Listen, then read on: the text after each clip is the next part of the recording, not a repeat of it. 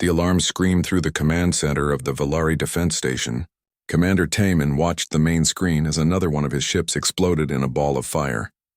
The Kronar Empire had been attacking for 3 weeks now, and his people were losing badly. "Sir, we just lost the Star Hope," reported his second officer, Miran. Her voice shook as she spoke. "That's 12 ships gone today." Taman closed his eyes for a moment. The Star Hope had been one of their best ships with a crew of 800. Now it was just burning metal floating in space. He looked at the tactical display. Red dots showed Kronar ships everywhere. Blue dots showed his own fleet. There were far more red than blue. "How many ships do we have left?" he asked. 17, sir. But most of them are damaged. The Valari had been a peaceful people for over 1,000 years. They built beautiful cities, made art, and studied science. They had some defense ships, but nothing like the war machines of the Kronar Empire. The Kronar lived for war. They had bigger ships, better weapons, and more soldiers. Another explosion lit up the screen. A Kronar missile had hit the orbital defense platform above their capital city. Taman could see pieces of the platform falling toward the planet below. Millions of people lived in that city. "Sir, incoming message from the surface," said the communications officer, Young Ho. "The planetary government wants to know when help will arrive." Taman felt sick. There was no help coming. The Valari had sent messages to every friendly government in their part of the galaxy. Most had not replied. A few had sent back polite messages saying they were sorry, but could not risk war with the Kronar Empire. The Zephyrian Alliance had promised to send some medical supplies.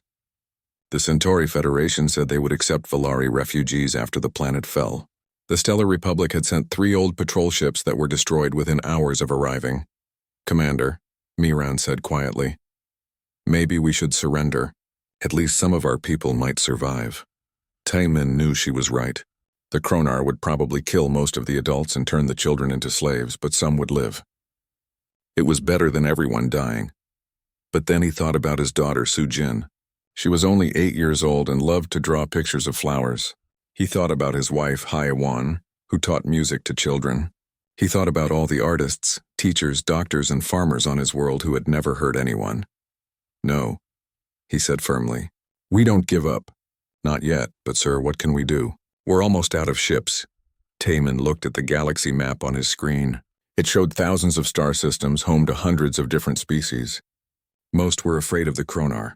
But maybe, just maybe, someone out there would help. "Open a channel on all emergency frequencies," he ordered. "Broadcast to every system in range." Young Ho looked confused. "Sir, we already tried that. Nobody wants to fight the Kronar. Then we'll ask for anything. Maybe someone will at least send weapons or supplies." Young Ho pressed some buttons on his console. "Channel open, sir. You're broadcasting to the entire sector." Taman took a deep breath. This might be the last message his people ever sent to the galaxy. "This is Commander Taman of the Valari Republic," he began. "We are under attack by the Kronar Empire. Our defense fleet is almost destroyed. Our cities are being bombed. We are asking for help from anyone who can hear this message." He paused as another Kronar ship fired on the defense station. The lights flickered as the shields absorbed the blast. "We don't have much time left. Please, if anyone can help us, send us anything. Ships, weapons, food, medicine, anything at all. We're getting annihilated out here. If you can't help us fight, at least help our children escape. Please, someone respond." The message went out across space at faster than light speed. On dozens of worlds, alien governments received the desperate plea. Most deleted it immediately. A few discussed it in their councils and decided it was too dangerous to get involved. But the message also reached a small blue planet called Earth, where humans had only recently joined the galactic community. Most other species thought humans were primitive and weak. They had small ships and simple weapons compared to the great powers. Admiral Hyunwoo was eating dinner with his family when his aide, Captain So Young, called him with urgent news. "Sir, we've received a distress call from the Valari system. They're under attack by the Kronar Empire." Hyunwoo knew about the Valari. They had been one of the few species to treat humans with respect when Earth first made contact with the galaxy. While others called humans barbarians or primitives, the Valari had welcomed them as equals. "What's their situation?" Hyunwoo asked. "Bad, sir. From what we can tell, most of their fleet is gone. The Kronar have been attacking for weeks." Hyunwoo thought for a moment. The smart thing would be to stay out of it. Earth was still building its space fleet. They had good ships, but not many of them. Fighting the Kronar Empire would be extremely dangerous. But then he remembered his visit to the Valari homeworld 2 years ago. He had met with their leaders and seen their beautiful cities. He had watched Valari children play in parks full of strange alien flowers. They were good people who deserved better than this. Captain, call an emergency meeting of the Defense Council. I want all senior officers in the war room in 1 hour. Yes, sir. What should I tell them it's about? Hyunwoo looked out the window at the stars. Somewhere out there, people who had shown kindness to humanity were dying. Tell them we're going to war. The meeting was short. Some officers argued that Earth should stay neutral. Others said they should send a small force to help evacuate civilians. But Hyunwoo had a different idea. The Valari asked for anything we could send, he said. So let's send them everything. He turned to the wall display showing humanity's newest warship. It was 3 kilometers long and armed with weapons that had never been tested in real combat. We're sending the Aegis Eternal. The room fell silent. The Aegis Eternal was Earth's most powerful ship, built with the best human technology. It was so advanced that most humans had never seen it. Sir, said General Jinho, are you sure? That ship is our ultimate defense. If we lose it, we won't lose it, Hyunwoo said confidently. And the Valari need to see what humans can do when our friends are in trouble. The orders went out within hours. The crew of the Aegis Eternal was awakened and told to prepare for immediate departure. They would jump to the Valari system and face the might of the Kronar Empire. As the great ship prepared to leave Earth's orbit, Tai Min was still fighting his hopeless battle. He didn't know that help was coming. He didn't know that humanity was about to show the galaxy what real warfare looked like. Captain Do-Yun stood on the bridge of the Aegis Eternal and watched Earth grow smaller behind them. He had commanded starships for 15 years, but never anything like this. The Aegis Eternal was not just a ship. It was humanity's answer to every alien who had called them weak. Captain, all systems are green, reported Chief Engineer So Young from her station. The fusion cores are running at full power. We're ready for the jump to hyperspace, Do-Yun nodded. He looked around the bridge at his crew. These were some of the best humans in space. Each one had been chosen carefully for this mission. They all knew they might not come home. Tactical Officer Jinho, what do we know about the enemy? Do-Yun asked. Jinho pulled up a display showing Kronar ships. The Kronar Empire has about 200 ships in the Valari system. Most are heavy cruisers and battleships. Their weapons are plasma-based, similar to ours but less advanced. Their shields are strong but use old technology. And the Valari? They have maybe 20 ships left, all badly damaged. The Kronar have been hunting them for weeks. It's not really a battle anymore. It's just slaughter. Do-Yun felt anger rise in his chest. The Valari were artists and scientists. They had never hurt anyone, yet the Kronar were destroying them for sport. Communications Officer Unji, have we received any updates from the Valari? Unji shook her head sadly. Their last message was 6 hours ago. Commander Taemin reported that they had lost another ship. Since then, nothing. Do-Yun hoped they were not too late. The Aegis Eternal was fast, but space was vast. It would take 3 days to reach the Valari system, even at maximum speed. Navigator Wu Jin set course for the Valari system. Maximum hyperspace speed, yes sir. Calculating jump coordinates now. The ship's engines roared to life. The Aegis Eternal was huge, but it moved like a smaller vessel. Human engineering had made it both powerful and fast. The stars outside shifted and became long lines of light as they entered hyperspace.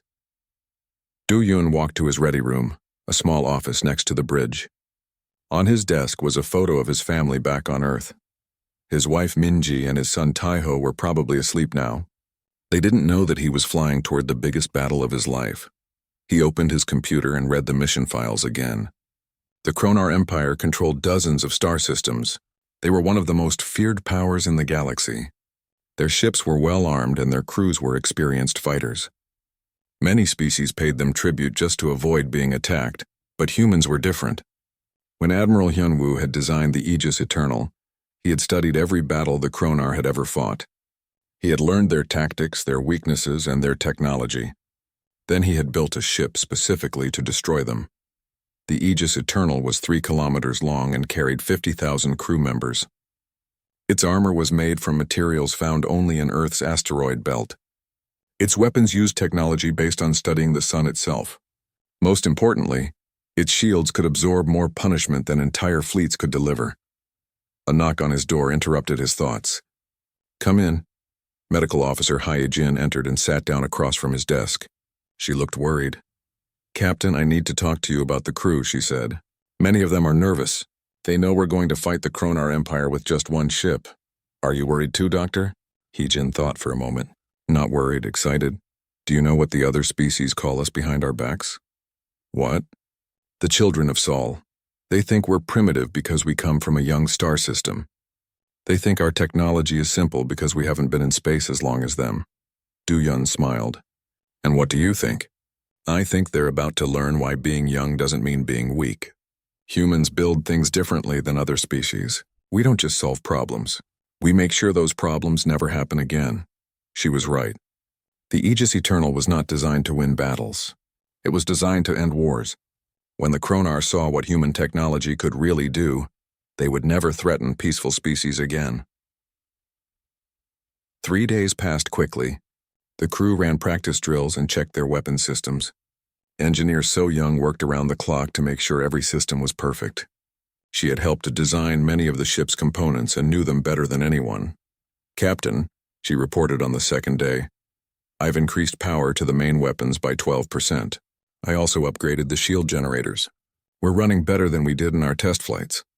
Jinho spent his time studying Kronar battle tactics.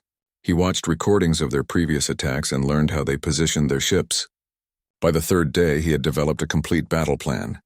"Sir, I recommend we target their command ships first," he told Do-Yun. "The Kronar use a very strict hierarchy. If we destroy their leaders, the rest will panic." Yunji monitored all radio frequencies, trying to get news from the Valari system. What she heard was not good. The Kronar were broadcasting victory messages to their homeworlds. They talked about how easy it had been to defeat the Valari fleet. "Captain," she reported, "I intercepted a message from the Kronar commander. He says the Valari have only 3 ships left. He's planning to bombard their planet tomorrow." Do-Yun felt his anger grow stronger. Tomorrow would be too late for millions of innocent people. "How long until we reach the system?"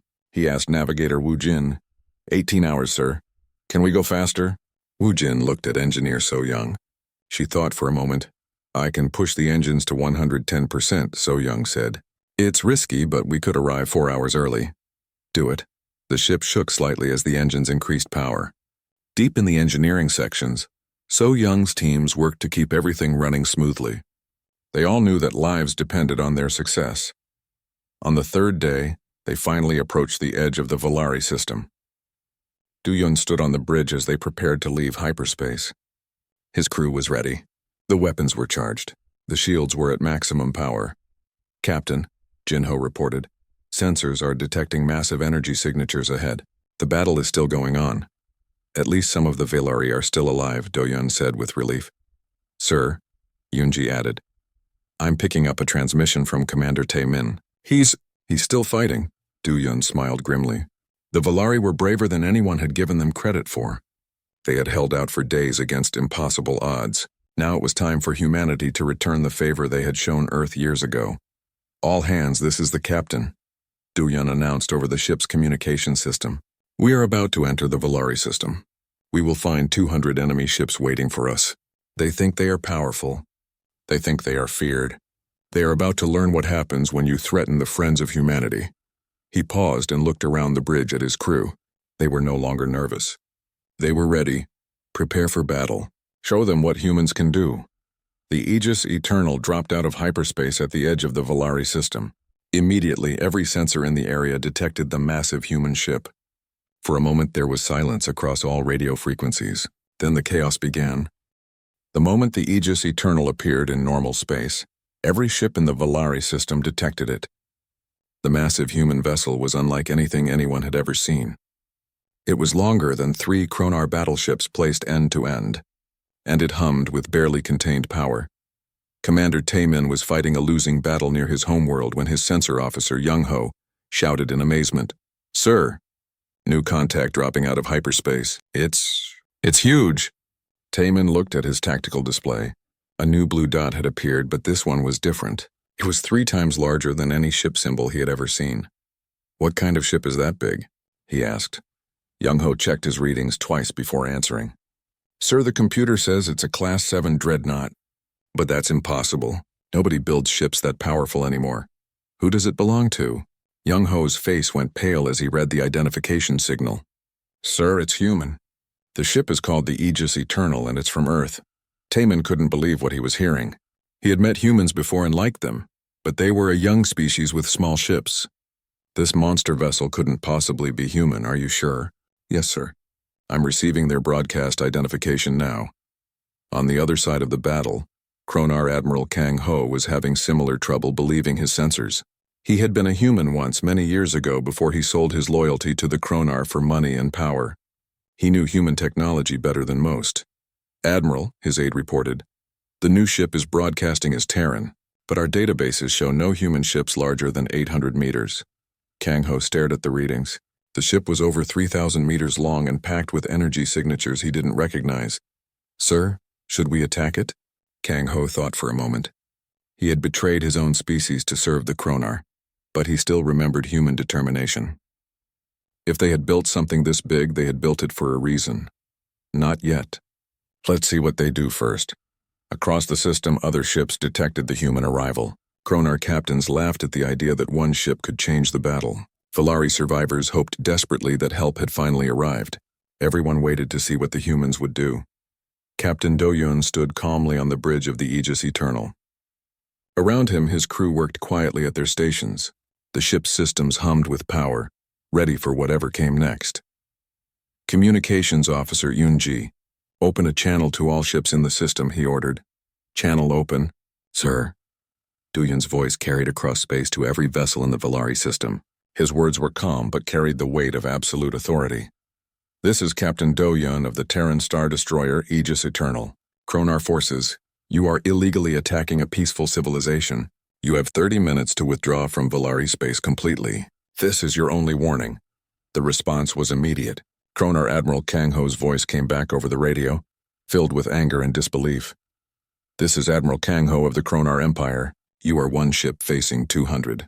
Surrender now and we might let your crew live. Do-Yun smiled coldly. 29 minutes, Admiral. He closed the channel and turned to his tactical officer. Jin Ho, are our weapons ready? All weapon systems are charged and ready, sir. Main plasma lances are at full power. Secondary batteries are online. Point defense systems are active. Good. So Young, how are our shields? Chief Engineer So Young checked her displays from the engineering section. Shield generators are running at 100% efficiency, sir. We could take hits from their entire fleet and barely notice it. Do-Yun nodded. The Aegis Eternal had been designed to fight entire fleets alone. Today they would find out if the designers had been right. Commander Taemin listened to the exchange between the human captain and the Kronar Admiral with growing amazement. The human ship was challenging the entire Kronar fleet to leave or fight.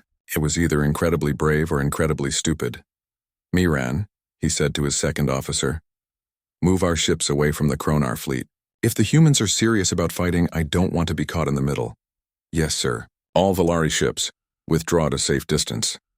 The 3 surviving Valari ships limped away from the main battle area.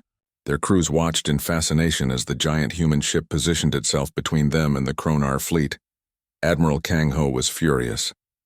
How dare these primitive humans threaten the mighty Kronar Empire? He had spent years building his reputation as a ruthless commander. He would not be humiliated by his former species. All ships prepare to attack, he ordered. Target the human vessel. I want it destroyed completely. Sir, his aide said nervously, that ship is much larger than anything in our fleet. Maybe we should be careful. It's one ship, Kang Ho shouted. We have 200. Size doesn't matter when you're outnumbered. The Kronar fleet began to move into attack formation. Battleships and heavy cruisers spread out to surround the human vessel. Smaller ships moved in to launch missiles and energy torpedoes. It was the same formation they had used to destroy dozens of other civilizations. Do-Yun watched the enemy ships position themselves and felt no fear. He had studied Kronar tactics for months. They always tried to surround their enemies and attack from all sides. It was effective against normal ships, but the Aegis Eternal was not normal. Sir, reported Tactical Officer Jin Ho, the Kronar fleet is moving into standard attack formation. They're trying to surround us. Let them, Do-Yun said calmly. It will make our job easier. The 30 minutes passed slowly. Across the system, crews on both sides prepared for battle. The Kronar loaded their weapons and charged their shields. The humans ran final system checks and waited for their captain's orders. Commander Taemin found himself holding his breath as the deadline approached.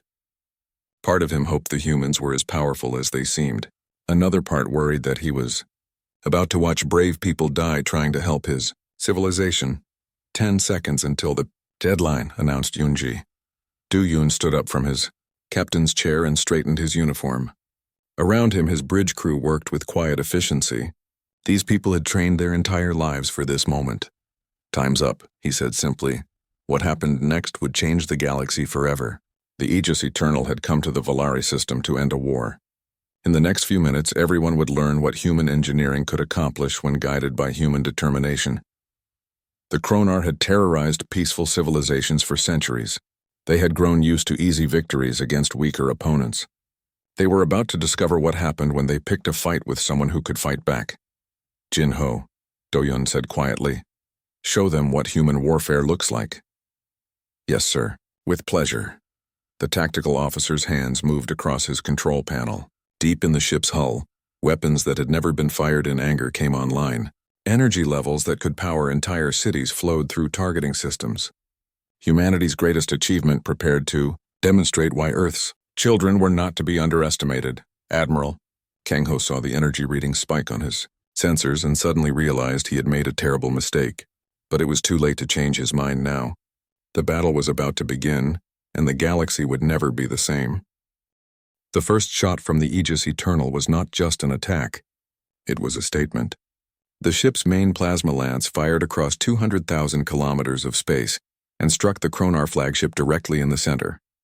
The massive beam of energy, based on technology learned from studying solar flares, hit the enemy ship's shields and punched through them like they were made of paper.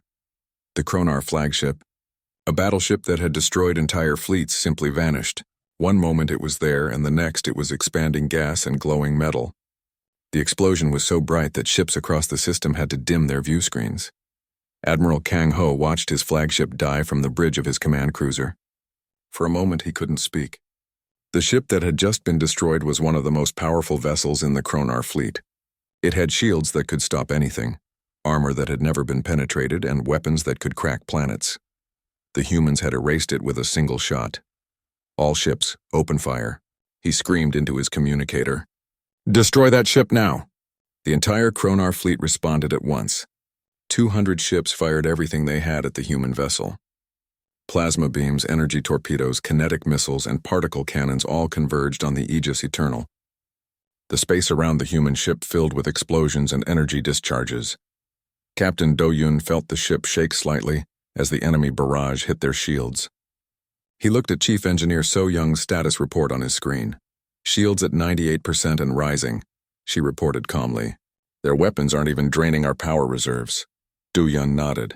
The Aegis Eternal's shields were based on the same magnetic field technology that protected Earth from solar radiation. They could absorb the energy from enemy weapons and convert it into power for the ship's systems. Jin-Ho, continue firing. Target their heavy ships first. Yes, sir.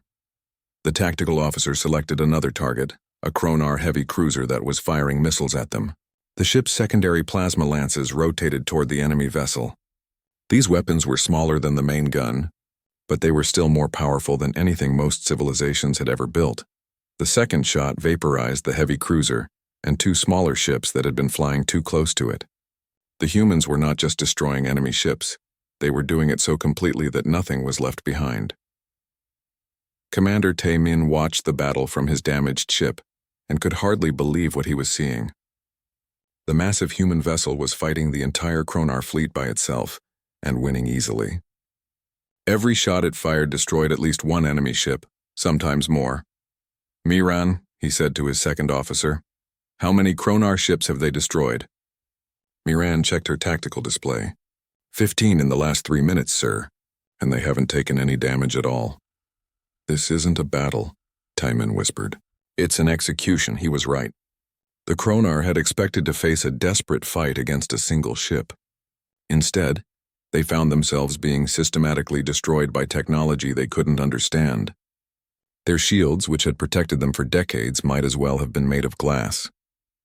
Their weapons, which had conquered dozens of worlds, couldn't even scratch the human ship's defenses. Medical Officer Hye-Jin monitored the crew's stress levels from her station in the medical bay. She was amazed to find that most of the human crew was completely calm. They had trained for this moment their entire careers, and now they were simply doing their jobs. "Captain," she reported over the intercom. "Crew stress levels are normal. Everyone is performing perfectly." "Thank you, Doctor," Do-Yun replied. "Jin Ho, status report. 28 enemy ships destroyed, sir. They're trying to retreat, but they're too close to each other. Each shot is hitting multiple targets." The Kronar fleet was in chaos. Ships crashed into each other as they tried to escape the human weapons. Some captains fired at their own allies by mistake in the confusion. Others simply shut down their engines and drifted, hoping the humans would ignore them. Admiral Kang Ho realized that his entire fleet was being destroyed, and there was nothing he could do to stop it. The human ship was too fast, too well armed, and too well protected. Every weapon the Kronar had was useless against it. "Send a message to the Emperor," he ordered his communications officer. "Tell him we need reinforcements immediately." "Sir, the nearest Kronar fleet is 6 days away. Then tell them to come faster." But Kang Ho knew it was too late. His fleet would be destroyed long before help could arrive. The humans had planned this perfectly. They had built a ship that could face an entire enemy fleet and win. Engineer So Young worked in the ship's main reactor room, monitoring the massive fusion cores that powered the Aegis Eternal. The reactors were running at only 60% capacity, even with all weapons firing. The ship had so much power that it could fight for days without getting tired. "Engineering to bridge," she reported. "All systems operating normally. We could keep this up for a week if we needed to." "Understood," Do-Yun replied. "But I don't think we'll need that long." He was right. The Kronar fleet was breaking apart under the human assault. Ships that tried to run were picked off by the Aegis Eternal's long-range weapons. Ships that tried to fight were destroyed even faster. In less than an hour, over 100 Kronar vessels had been reduced to burning wreckage. The remaining ships finally began to retreat in earnest. They scattered in all directions, hoping that some of them would escape. But the human ship was faster than they were, and its weapons had incredible range. "Sir," Jin Ho reported, "the enemy fleet is in full retreat." "Should we pursue?" Do-Yun thought for a moment. They could chase down every single Kronar ship and destroy them all. But that wasn't why they had come to the Valari system. "No, let them go. But make sure they understand they are never to return."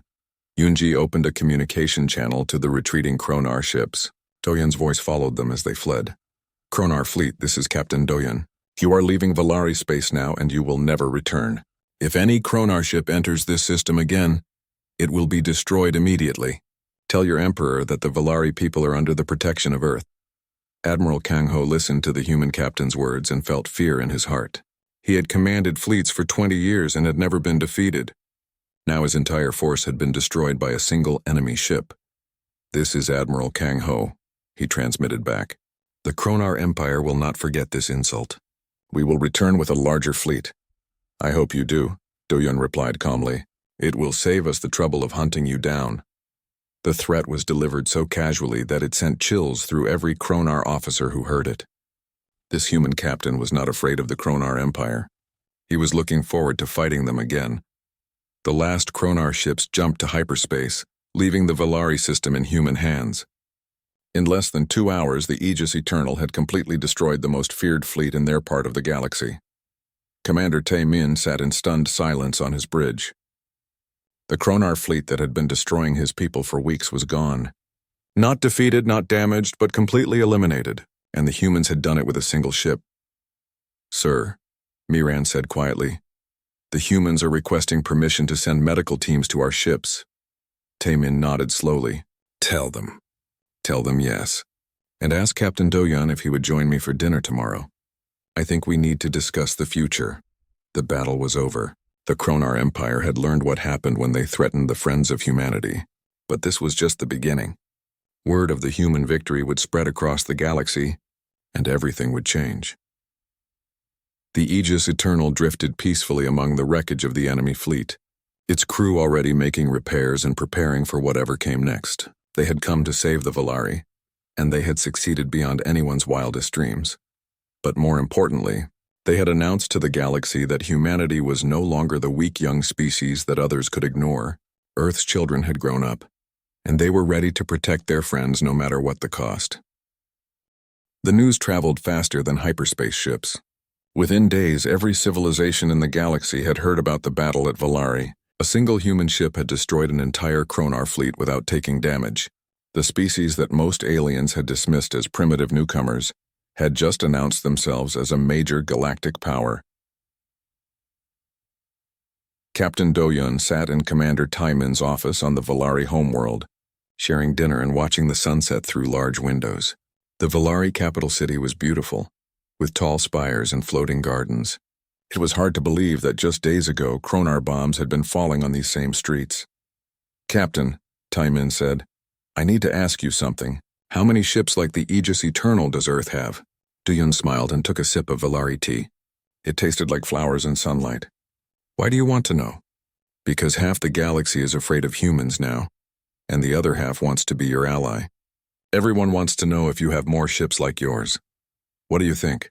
Taimin looked out at his city, where human medical teams were helping repair damage from the Kronar attacks. The humans worked alongside his people as if they had known each other for years. "I think humans don't build just one of anything. I think if you built the Aegis Eternal, you're probably building more of them." Do-Yun nodded. "You're a smart man, Taimin." "Yes, we have more ships under construction. The Aegis Eternal was our proof that the design works. Now we're building an entire fleet." "How many?" "Enough." Before Taimin could ask more questions, Do-Yun's communicator buzzed. It was Communications Officer Yunji calling from the ship. "Captain, we're receiving a priority transmission from Earth. Admiral Hyunwoo wants to speak with you immediately." "Put him through." Admiral Hyunwoo's face appeared on the small screen. He looked tired but pleased. "Captain Do-Yun, congratulations on your victory. The entire Defense Council is very impressed." "Thank you, sir. The crew performed excellently." "I'm sure they did. But I'm calling because we have a new situation. The Galactic Council has requested an emergency meeting. They want to discuss Earth's role in galactic politics." Do-Yun was not surprised. The Galactic Council was made up of the oldest and most powerful civilizations. They had probably been planning this meeting since the moment they heard about the battle. What do they want? "They want to know if humanity plans to become a conqueror like the Kronar. They're scared, Do-Yun. They've never seen technology like ours." "And what should I tell them?" Admiral Hyunwoo smiled. "Tell them the truth. We don't want to conquer anyone. We just want to protect our friends." After the call ended, Do-Yun and Taimin walked out onto a balcony overlooking the city. In the distance, they could see the Aegis Eternal orbiting the planet like a protective guardian. "Taimin," Do-Yun said, "I want to ask you something now. Would the Valari be interested in an alliance with Earth?" "What kind of alliance?" "A defensive one. We protect you from anyone who tries to attack, and you share your scientific knowledge with us. Your people are some of the best researchers in the galaxy." Taimin thought about it for only a moment. "Yes, absolutely, yes. But I should warn you, there will be other species who want the same thing. After what you did to the Kronar, everyone will want to be friends with humanity." He was right. Over the next few weeks, representatives from dozens of civilizations arrived at Earth to request meetings. Some wanted defensive alliances. Others wanted to buy human weapons. A few even offered to become part of a human empire if Earth would protect them from their enemies. President Sung-min met with each delegation personally. He was a careful man who had led Earth through its first contact with alien civilizations. Now he had to guide humanity through becoming a major galactic power. "We're not interested in building an empire," he told each group of visitors. "But we are interested in protecting peaceful civilizations from aggressive ones." The meetings resulted in the creation of the Terran Protectorate, a voluntary alliance of species that agreed to share technology and provide mutual defense. Earth would build and command the military forces, while the member species would contribute their scientific and cultural knowledge. But not everyone was happy with humanity's new power. The Kronar Empire was furious about their defeat at Valari. Emperor Thakmor had ruled the Kronar for 30 years and had never faced a serious challenge to his authority. "How many ships did we lose?" he asked Admiral Kang Ho, who had survived the battle and returned home in disgrace. "All of them, Your Majesty. 200 ships destroyed by a single human vessel." "That's impossible." "I saw it myself, Your Majesty. Their technology is far beyond anything we've encountered. Their weapons cut through our shields like they weren't there. Their own shields absorbed everything we could throw at them." Emperor Thakmor was quiet for a long time. The Kronar Empire was built on the fear they inspired in other species. If humanity could defeat them easily, other civilizations might start fighting back too. "What do you recommend?" he asked. We need to make peace with the humans, Your Majesty. We cannot fight them and win. The Emperor's face turned red with anger. The Kronar Empire does not make peace with anyone. We are the conquerors. Then we will be destroyed, Your Majesty. I've seen what their ships can do. But the Emperor refused to listen. Instead, he ordered his scientists to develop new weapons that could penetrate human shields. He commanded his shipyards to build larger fleets. He was determined to prove that the Kronar Empire was still the strongest force in the galaxy. Meanwhile, on Earth, Chief Engineer So Young worked in the orbital shipyards where new star destroyers were being built. The success of the Aegis Eternal had proven that the design was effective. Now humanity was building 12 more ships of the same class. How long until the next ship is ready? Asked Admiral Hyunwoo during his inspection of the construction. 6 months for the Solar Wrath, So Young replied. After that, we'll finish one ship every 3 months. Good, I have a feeling we're going to need them. He was right. Intelligence reports showed that several aggressive civilizations were building larger fleets, hoping to challenge human power before it became too strong. The Zephyrian warlords were hiring mercenary armies. The Stellar Republic was developing new weapons. Even some former allies were making secret preparations for war. But the biggest threat came from an unexpected source. Deep in space, ancient machines that had slept for millions of years were beginning to wake up. These sentinels had been built by a long-dead civilization to protect the galaxy from threats. Now they detected the rapid rise of human technology and decided that humanity itself was the danger that needed to be stopped. Communications specialist Yunji was the first to detect their signals. She was monitoring deep space frequencies when she picked up transmissions in a language that predated every known civilization. Captain, she reported to Do-Yun, I'm receiving signals from the galactic core. The language is ancient, but our computers are translating it as a threat assessment of humanity. What kind of threat assessment? They're calling us a rapidly expanding aggressive species and recommending immediate containment measures. Do-Yun felt a chill run down his spine. Humanity had defeated the Kronar Empire, but that might have been the easy part. Now they faced enemies that had technology older than human civilization. But as he looked out at the stars, Do-Yun felt confident. Humanity had always faced impossible odds and found a way to survive. They had built ships that could fight entire fleets. They had made friends with peaceful species across the galaxy. Most importantly, they had shown everyone that being young didn't mean being weak. The galaxy was changing, and humanity was leading that change. Whatever challenges came next, Earth's children would be ready for them. They had proven that when their friends called for help, humans didn't just send what they could spare, they sent what it took to end the problem permanently. The Aegis Eternal continued its patrol of the Valari system, a symbol of human power and protection. Its crew knew that greater battles lay ahead, but they also knew that humanity would face them the same way they always had. Together, determined and completely without fear, the galaxy would never be the same again. The children of Sol had grown up and they were ready to take their place among the stars.